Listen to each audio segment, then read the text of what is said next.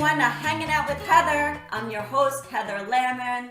I am so excited to be here at SOS Comedy Studios, right here in Long Island. We're celebrating St. Patrick's Day today, so top of the morning to you, or evening, whatever time it is, wherever you are. You know, here in New York, we dye everything green. We dye our bagels green, we dye our beer green, and we dye our rats green. Speaking of rats, I'm doing my part to stop the use of all Russian products. I won't eat Peniella vodka. I won't drink White Russians. And I won't fly my MiG jets today. You know, up until 2020, I spent my St. Patrick's Day with my dear friend Oprah. I have the world's largest leprechaun, Conan O'Brien. He danced for us through the wee hours of the night. And Oprah put a big pot in front of us filled with Bitcoins so we could throw them at him. He had actual physical Bitcoins. Wow. Those were the days. Have you heard the latest news? Scientists say we don't have to drink 8 glasses of water a day. We get water from our coffee and whiskey. Just add a little Baileys and you have an Irish coffee. I have nothing against Irish products. In other news, scientists say palm-sized spiders will be invading the East Coast. Even worse, they'll be parachuting down on their webs. It'll be raining spiders. No. How come scientists never say the good things that will be raining down on us, like Louis Vuitton bags or Bitcoins? Now I have to start dating a man again so he could kill the spiders. My dating profile: must have original hair, must love the outdoors, and must murder spiders for me. Well, he also must love dogs, and that's a non-negotiable because I love dogs. Everyone knows I love my Boston Terrier, Herbie. In fact, Herbie picked out the next news story. In Alaska, a husky ran away from his dog sled team. When found, he said, "I'm part of the big dog resignation." You can read about it on my blog and buy all American products made on my Etsy page. I'll be selling my handmade chewed up slippers and a new line of Good Boy fetch sticks. Good boy. And Elon Musk and his Canadian singer Grimes announced the birth of their daughter. They named her Exa Dark Sidereal Musk. Her nickname is Y. That's what I asked. Y likes to go by her real name, 100100. Elon cannot wait to introduce his new baby to the world as soon as her next software update is available. Billionaires with their rocket ships. I can't afford a rocket ship. Right now, all I could afford is a half a tank of gas and a Slim Jim. But at least I could still tell my friends, I got screwed tonight. Inflation's at a 40-year high.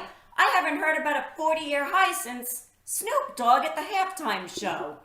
Well, I can't think of a better way to celebrate St. Patrick's Day than to spend it all with you guys. So grab your favorite beer and a nice hot stew, or Brad, or Greg, a hot guy, any guy really, and stick around because we have a great show. We have America's Got Talent's Tom Cotter. We have Gary Gulman from HBO special The Great Depression. So stick around, everyone, and we'll be right back. I'm the youngest in my family. I was always getting beaten up by the 2 oldest, Mom and Dad. And I used to get smacked around by these green berets that lived in our neighborhood. Some people call them Girl Scouts, whatever. The morning of my 16th birthday, my whole family tried to surprise me with a car, but they missed. And Every Saturday morning in our neighborhood, we would have this huge water balloon fight. And every Friday night, I'd put mine in the freezer so I'd win. And after that, all the mothers in the neighborhood would take turns spanking me. It was awesome. In high school, I got caught shoplifting once from a car dealership. It was a Buick. And my father said to me through the bars of the jail cell, because he was in the next cell, he said, "You're no son of mine," which hurt me, and it confused my mother. She was like, "Damn it, how did he know?" I was a bad kid. I would sneak over to my neighbor's house late at night, and I would bounce up and down on their trampoline. That was their daughter's name, Arlene.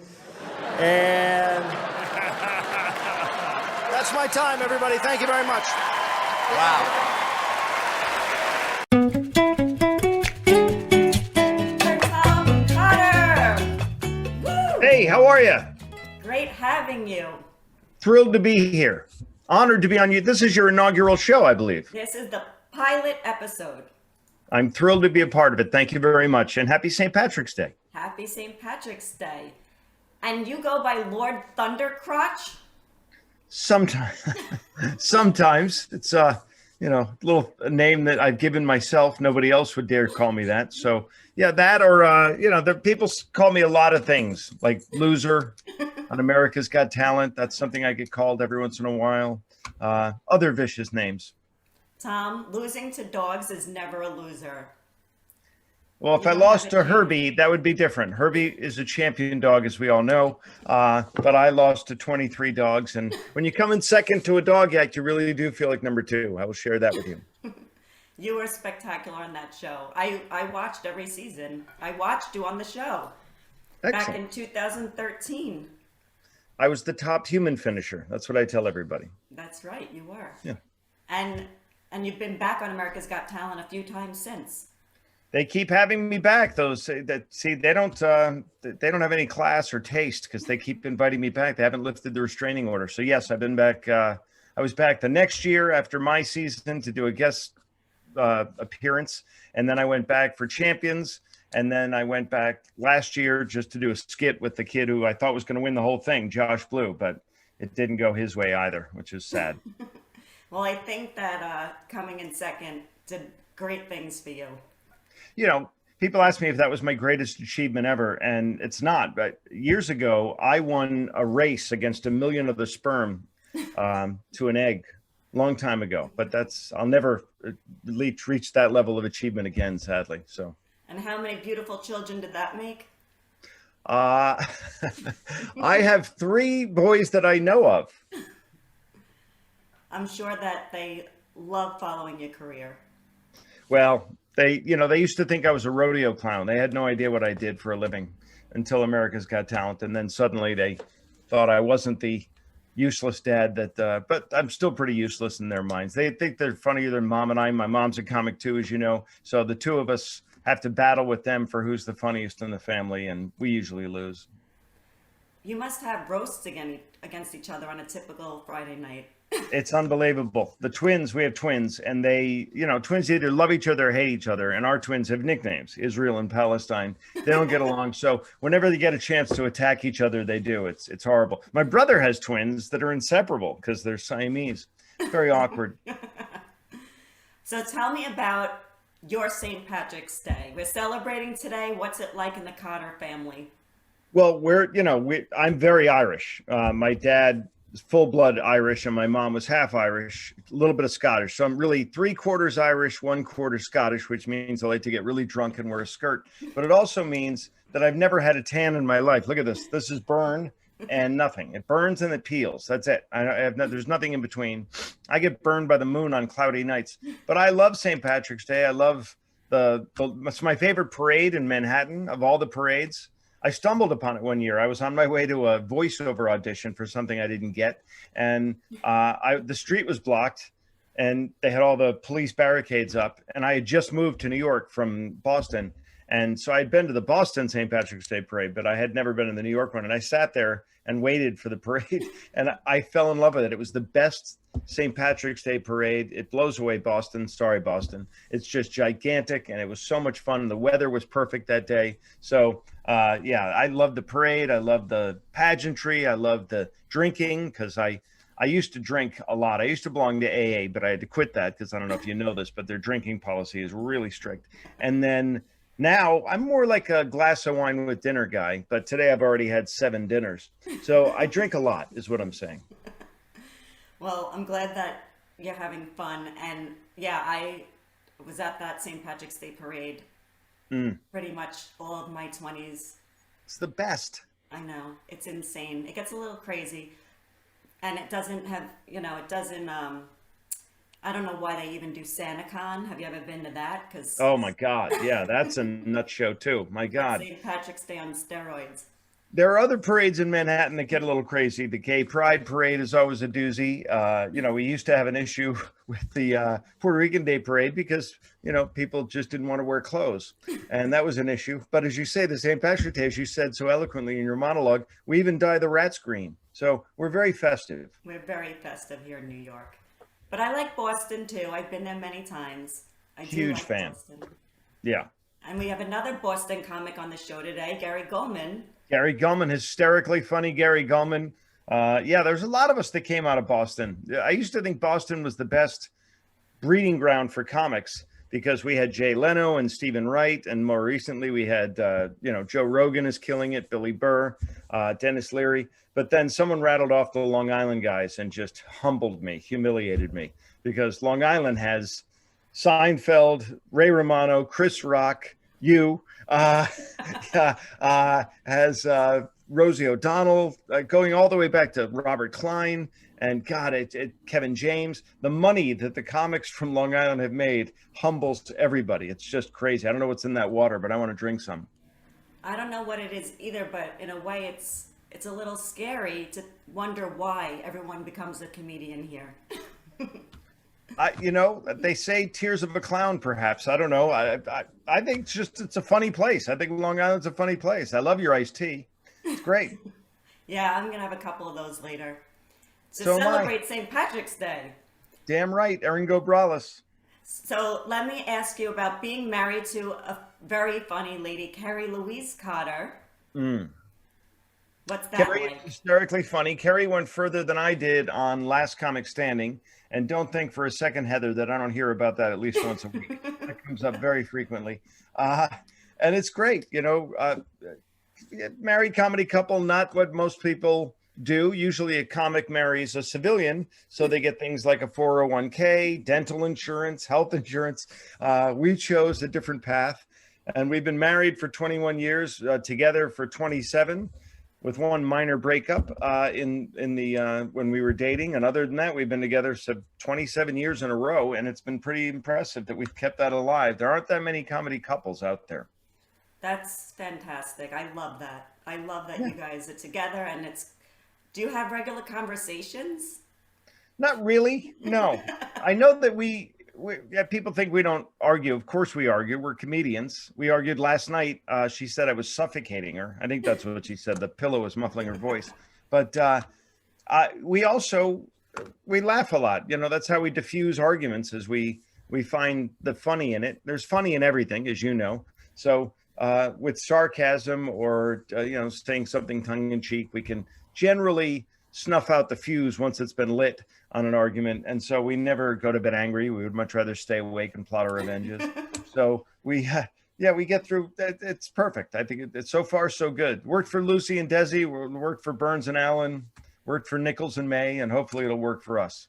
I can't wait to find my next future comedian husband that I could do that with. Good luck with that. So, okay, we've just been through 2 years of a pandemic. Oh. What was that like for a working comedian?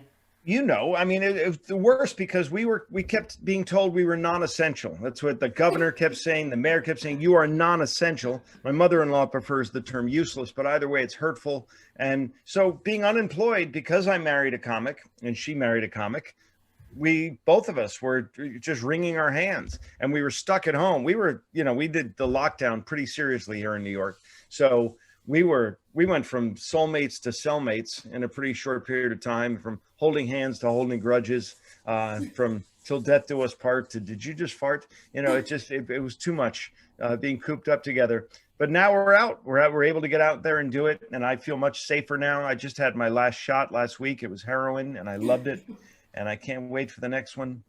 And yeah, I think we've come around the corner. Although I'm hearing that in China they're still closing down major cities because they still have an Omicron problem. I think we already went through that, and God willing, there won't be another variant.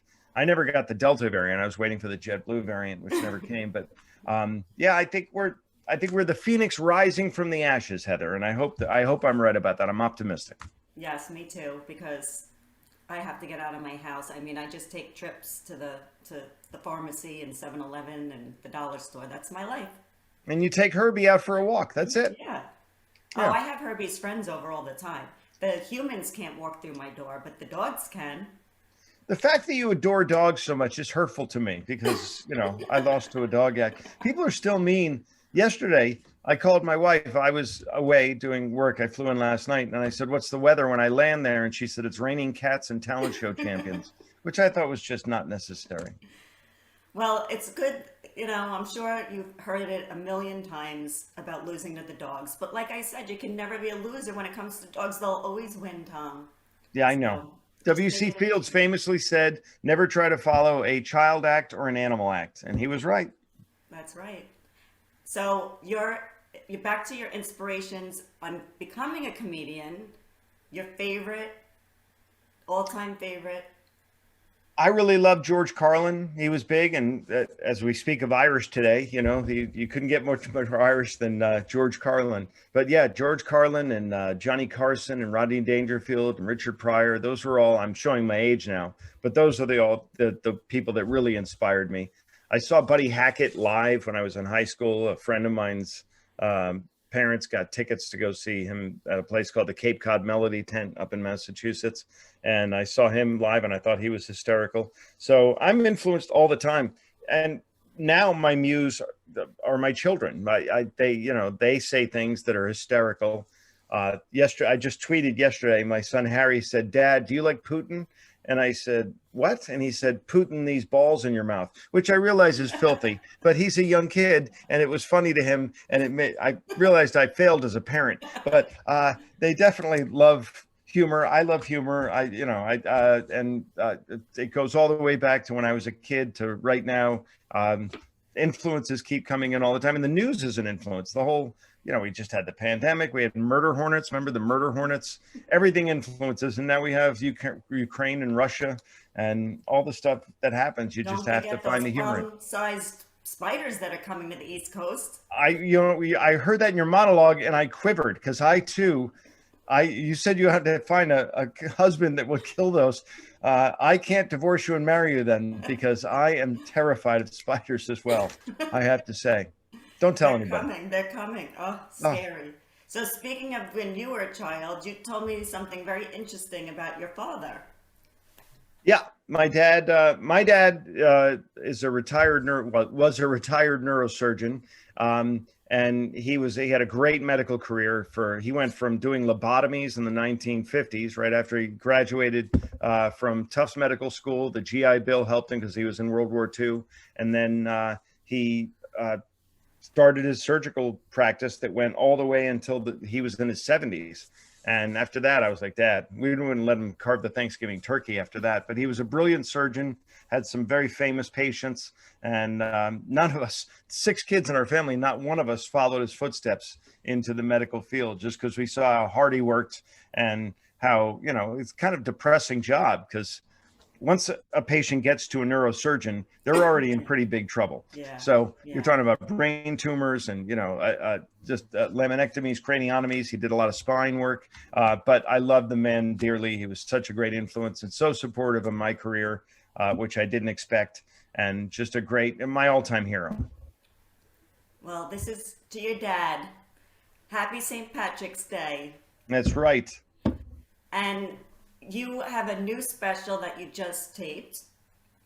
I did. Coming out. Yeah, it's called Nantucket Nights. It's modeled after Austin City Limits. If you're familiar with that, that's obviously filmed in Austin, Texas, where country music and rock are alive and well. And so Nantucket is trying to do that with comedy. So the wonderful Don Gavin and I. Don Gavin is a comic, another Irish comic out of Boston, go figure. He and I filmed our specials up there, and now they're lining up to do other specials on the island, and it's just so much fun, and I can't wait for it to be released, and they're editing it now. I'm really looking forward to it. That's exciting. It coming out this spring? Allegedly, yeah. These people drag their feet with these things. We filmed it right before Christmas. We filmed it in December, and they're still editing, which I guess is par for the course. But I haven't had a special out. I did a Comedy Central special a long time ago, but I haven't had one out in a long time, and it's just fun to be able to stretch your legs again and do some stuff that you haven't done before. I wasn't married when I did my last one, so now I have a whole slew of married material that I got to do, and it's just really fun. I think you should put the Putin joke in there. Then I have to give my son a writing credit. I don't want to do that. So you're back on tour again. We are, yeah. Thank God. Heather. I was climbing the walls. I couldn't stand being locked in. During the pandemic, that was the longest I'd ever stayed at home without an ankle monitoring device. So it was very disturbing. So now we're out there. I just got back from Florida. I was in Tampa this past weekend. This weekend I'm in Chicago. So, I'm bouncing around a lot, but I'm not complaining at all. I'll wear a mask on a plane. I'll wear a hazmat suit on a plane. I don't care, as long as I'm out there and able to connect with a live audience again. Because what we're doing now is great. Zoom was great. It got us through the pandemic. I did 1 million Zoom shows. They were fine. Thank God they were there for us, or I would have gone insane. But just to be able to connect again with a live audience. We had sold out shows this weekend. People are as excited to get out as we are to perform. So it's such a great marriage of enthusiasm when we get together, and I'm beyond over the moon thrilled about it.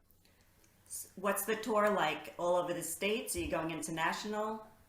Right now we're just staying domestic, just because people, I used to go to Hong Kong every other year. I've been there 11 times. And I've done all of Asia, done Pakistan and Israel. I love performing outside the country, but right now it's a little too crazy in other parts of the world. They just haven't gotten their vaccine act together. Where we have most of the people in the United States who want the vaccine have gotten it. And the others, I just heard Biden hired a bunch of Aborigines with those blowguns that are going to come up on. That's Pfizer. You're welcome. So I think we're covered.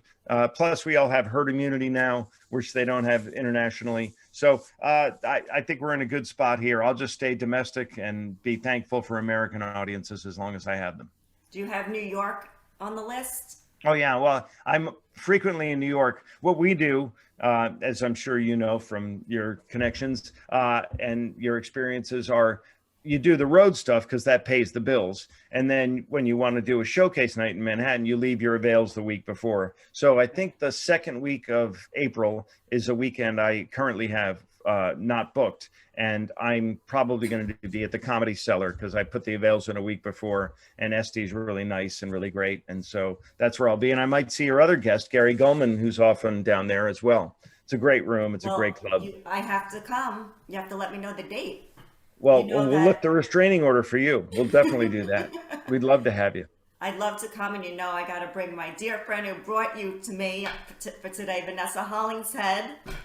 One of the funniest people on the planet. She is so great. I love Vanessa. She's I've been a fan of hers and a friend of hers for over 2 decades, pushing 3 decades now, and adored her late husband, who was arguably the best club owner to ever walk the earth. And so, so I'd love to bump into her again, but she's busy too. She's torn. We're all thrilled. I mean, we'd love to see each other, but we're all out there scattering our humor around the planet. And I guess that's a good thing. It's a great thing.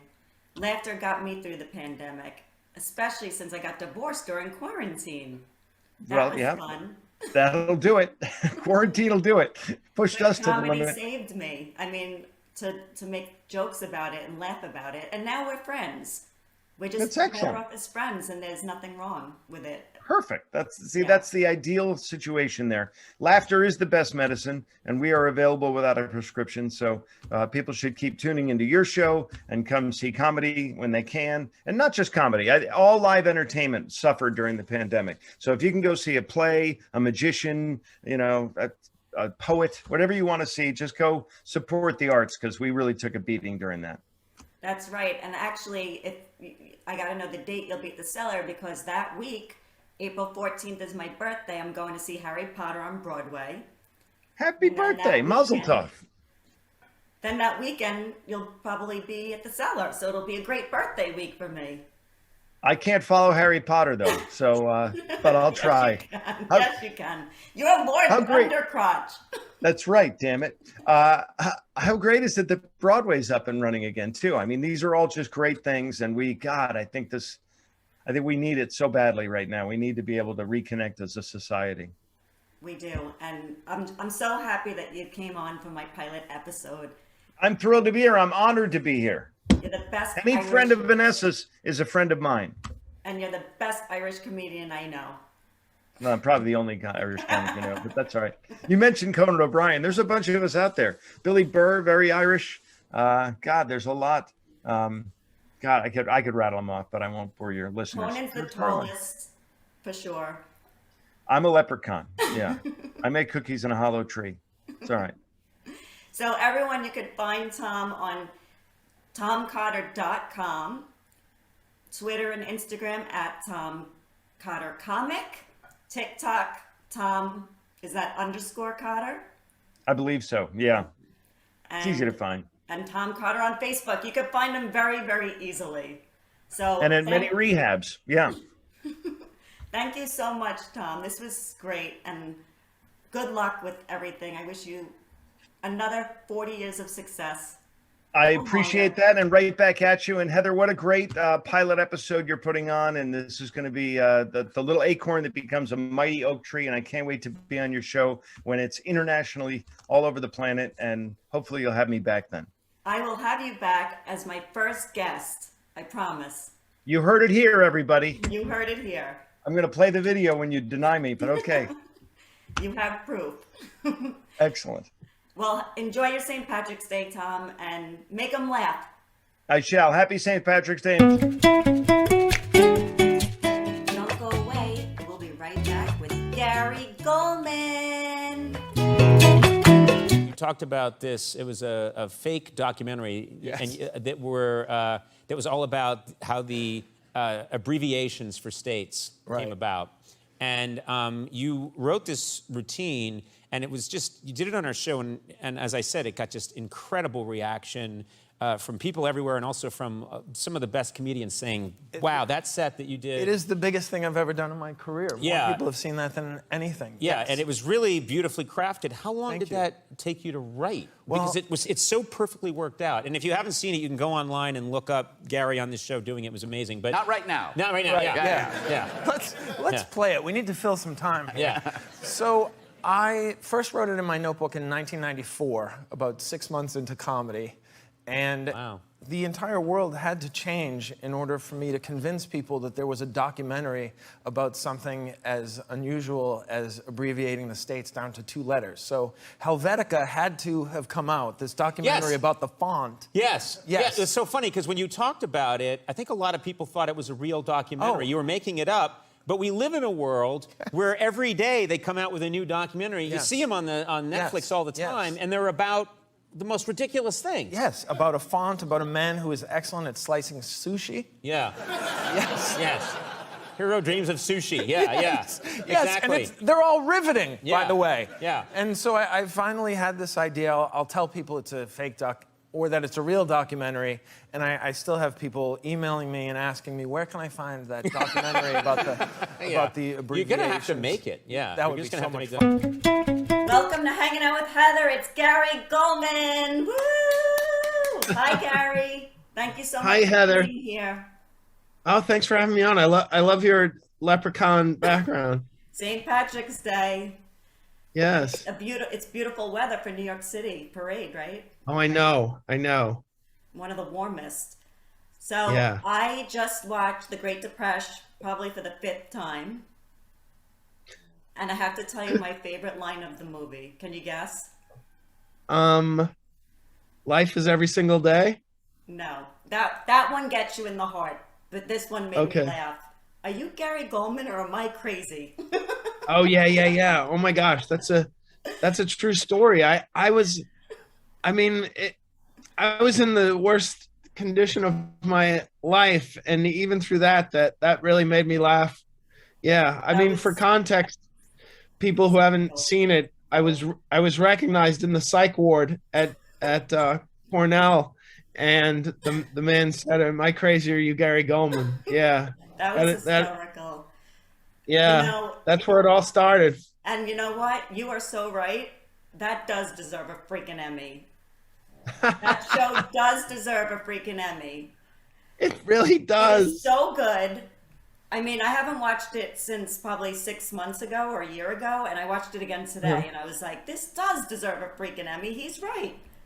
Oh, thank you, thank you. And Yeah, if you guys have not seen Great Depression, it's on HBO Max. You have to see it. It is so touching, so funny, so well written.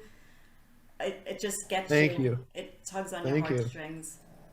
But I want to go back because Gary, we grew up in the same time, and when you talked about the water fountain pushing your head in and breaking your skull, I thought of a couple things that gave me flashbacks.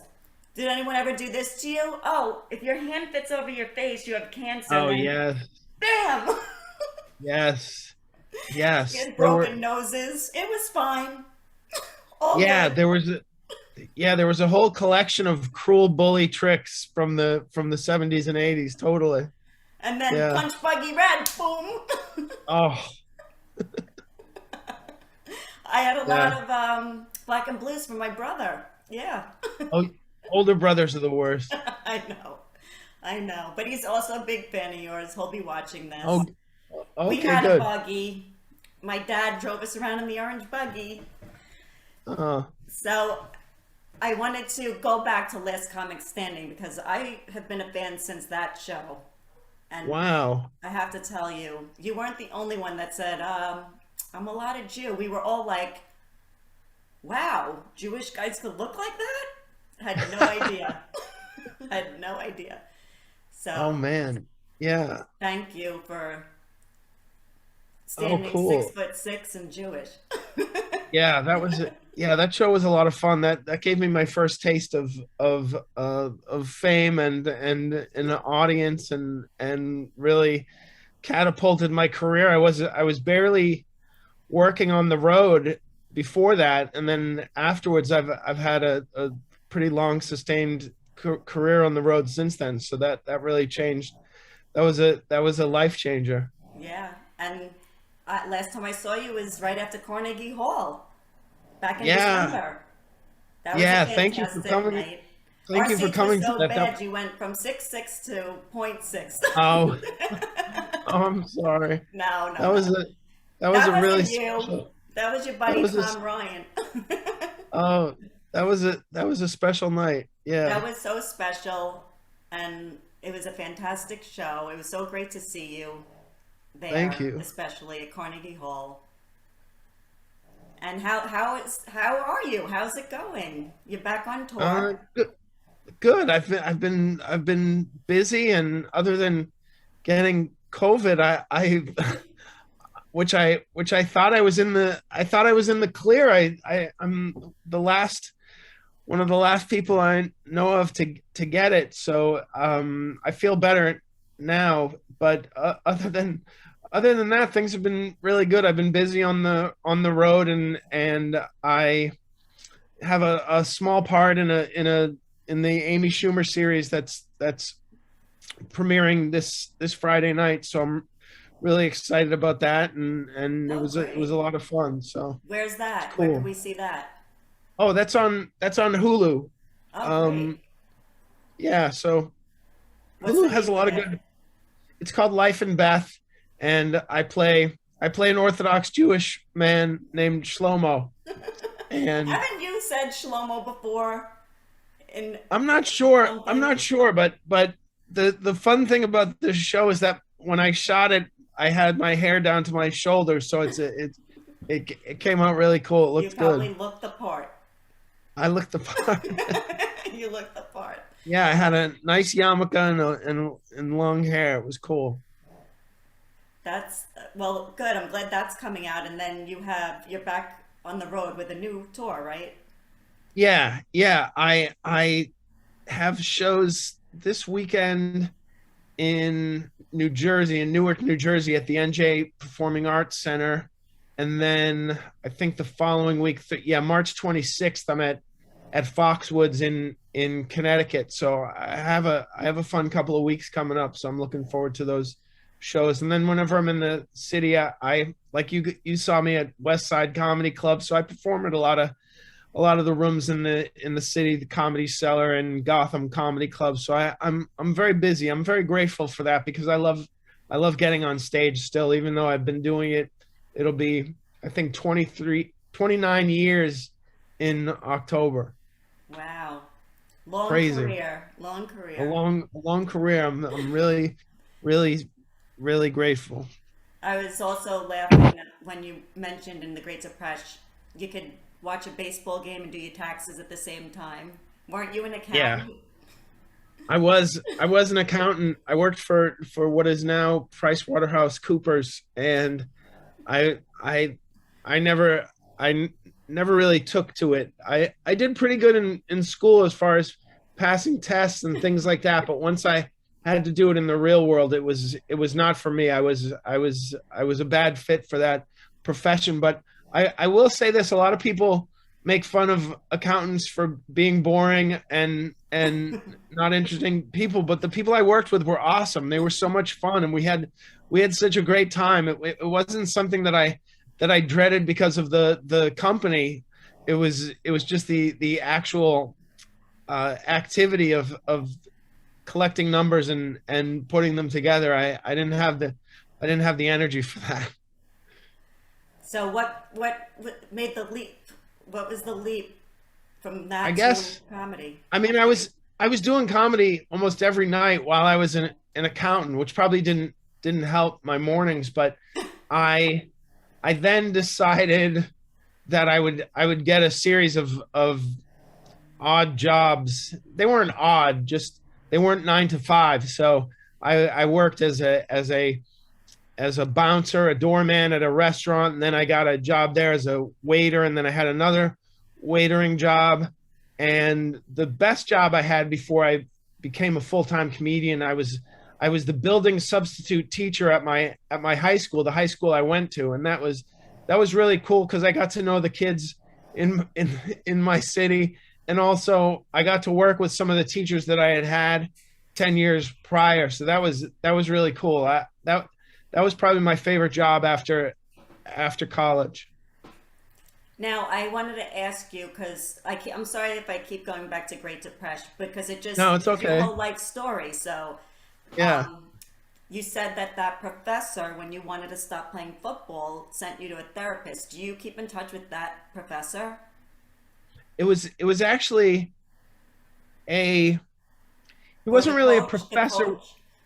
He Was was it, he was like the liaison between the athletic department and the football team, and made sure we were getting good grades and helped us get tutors, and was sort of a liaison in that way.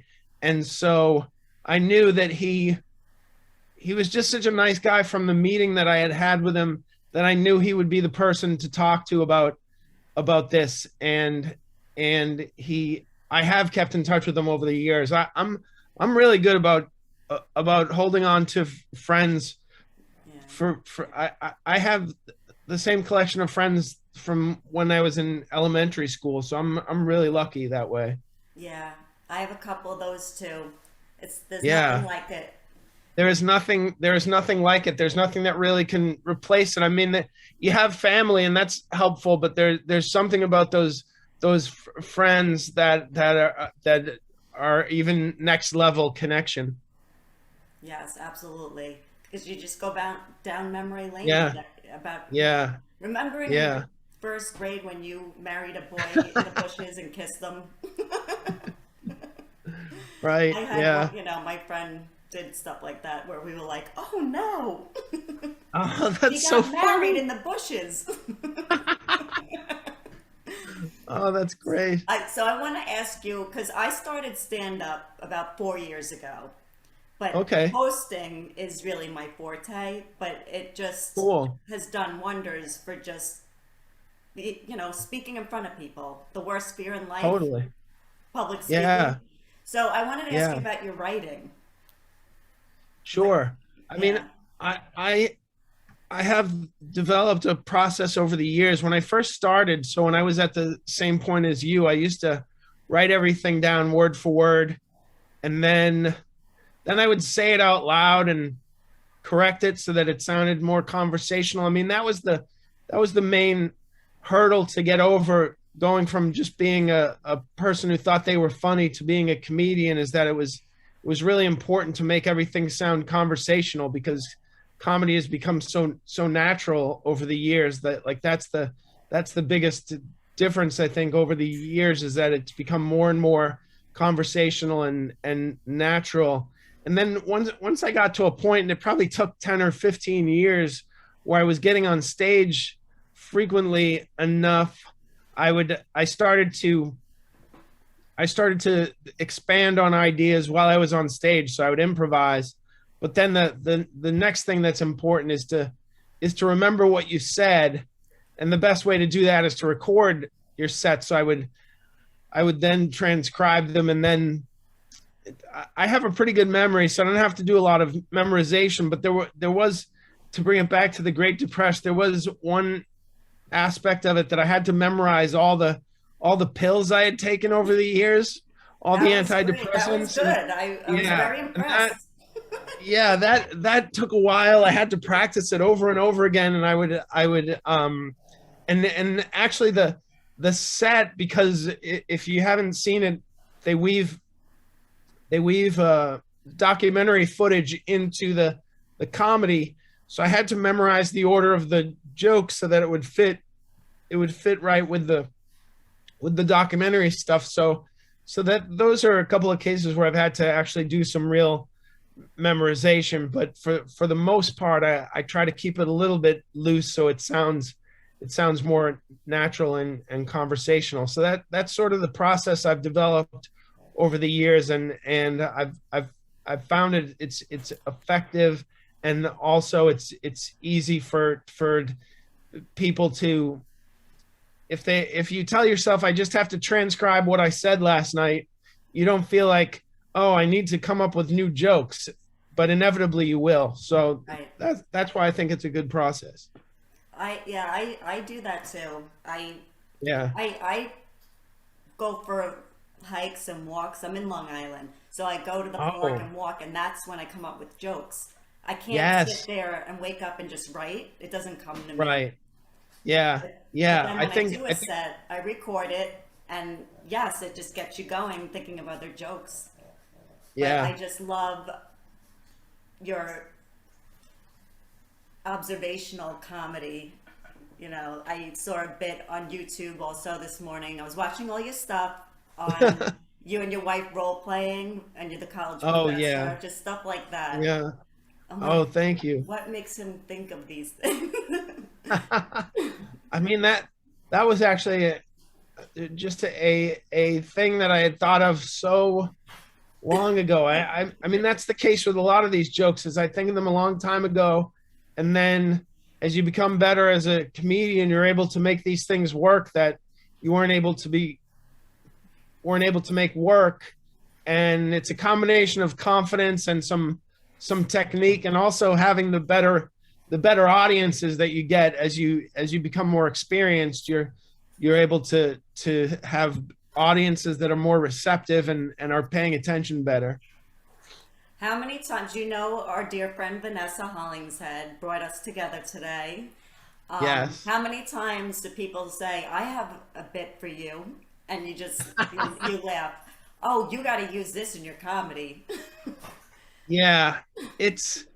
I mean, it's crazy to think that that's how easy it is, that I could take from somebody else, because sometimes I always worry that, well, maybe this person heard this somewhere else, or somebody else is doing this. So I'm concerned about that, but also it's it's kind of insulting because they make it seem like it's so easy that they could do it if they really had the interest. So yeah, I that don't, happens you all the know, time. just like I didn't know until I actually went. I went to Governor's. Have you ever done Governor's? Oh yeah. I performed there. That's a really fun room. Yeah.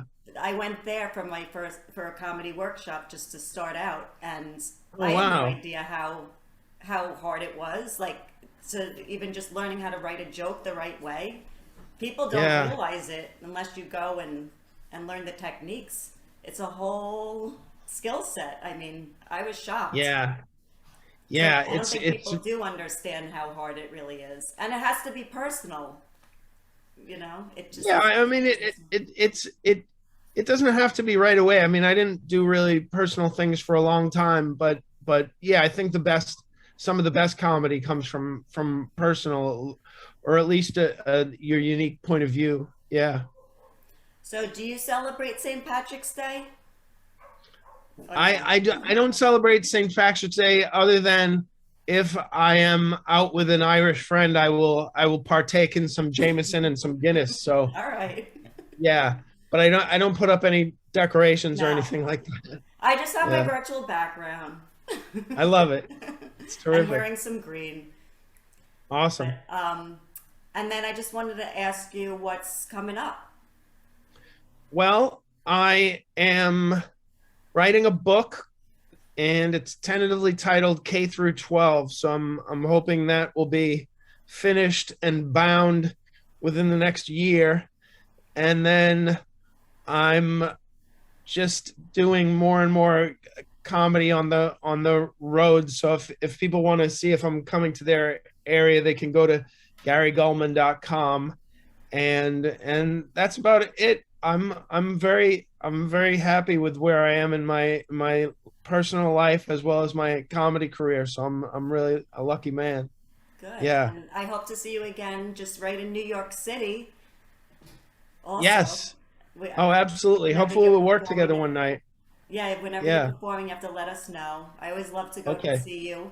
And everyone could follow you at Gary Gulman on Twitter, Instagram, Facebook.